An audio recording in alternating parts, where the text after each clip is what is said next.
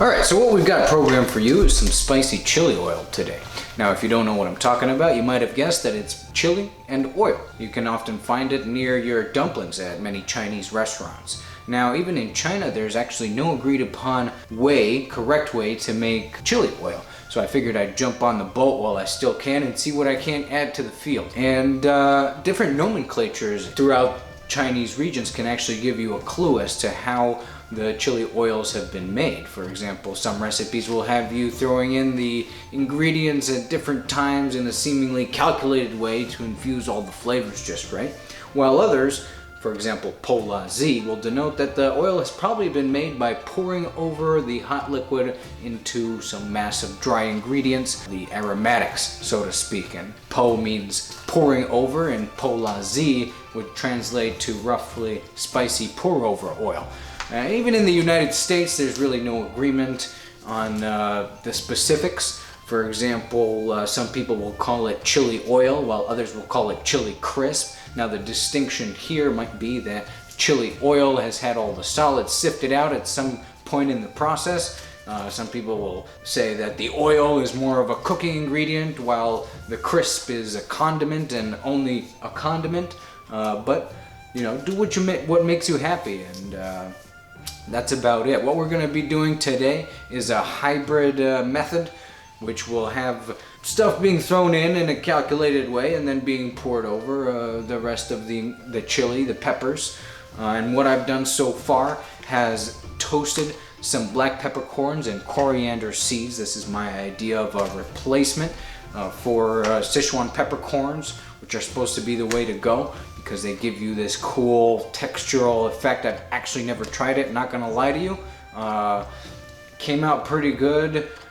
Just a disclaimer, your rectum and your intestines will not have a good week if you indulge too much. So go slow with it.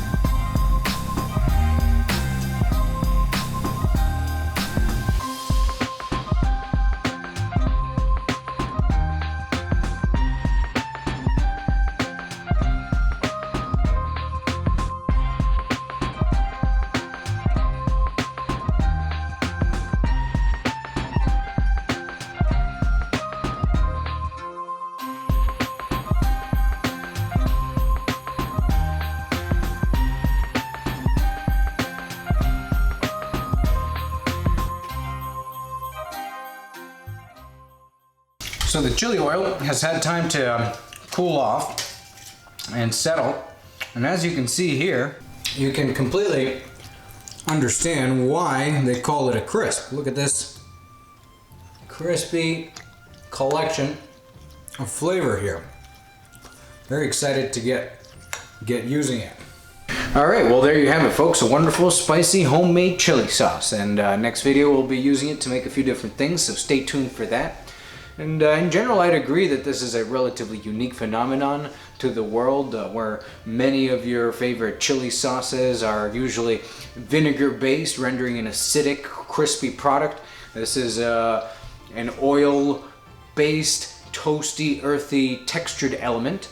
And you can still really only find them in very niche markets, Asian stores, and actually if you're looking to degustate before attempting your own, I recommend looking around your area, not only at stores but at restaurants. Quite a few places in my area at least have gone online and began to sell their various homemade spice blends and seasonings, and among those are some very, very nice chili oils that continue to sell out. So hop on the link, I'm putting it down here. It's a great way to support restaurants at this time. It's also a good way for you to show your support for your local neighborhood haunt and continue to explore the culinary offerings of your locale. So have a good day and have a good week, and we'll see you next time.